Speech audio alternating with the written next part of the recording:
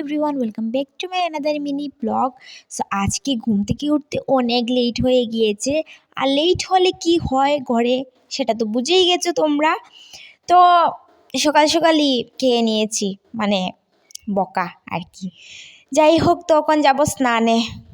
দেখি আমরা আজকে যাব মন্দিরে, তাই বনু তো রেডি, বাট আমি রয়ে গিয়েছি। ওখানে আমি স্নান টান করে রেডি হয়ে যাই।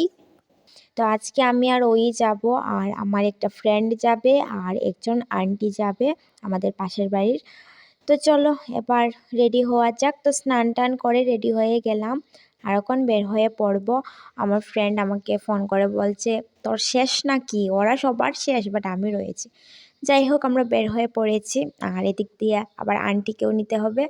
তো এদিকে আন্টিও বের হয়ে পড়েছেন, আর আমরা ওখানে যাচ্ছি মন্দিরে প্রসাদ খাওয়ার জন্য। প্রসাদ খেতে কার না ভালো লাগে বলো তো?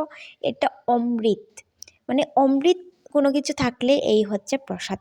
তো আমরা এসেছি মন্দিরে। তো মন্দিরে এসে প্রণাম করে আর অল্প সময় বসে তারপরে চলে গেলাম প্রসাদ খেতে।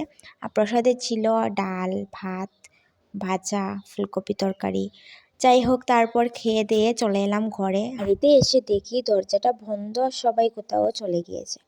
যাই হোক, তো আমার কাছে একটা চাবি ছিল, আমি দরজাটা খুলে এখন চলে যাব ঘরে, অল্প রেস্ট করব। তো ব্লগটা এখানেই শেষ করলাম, টাটা।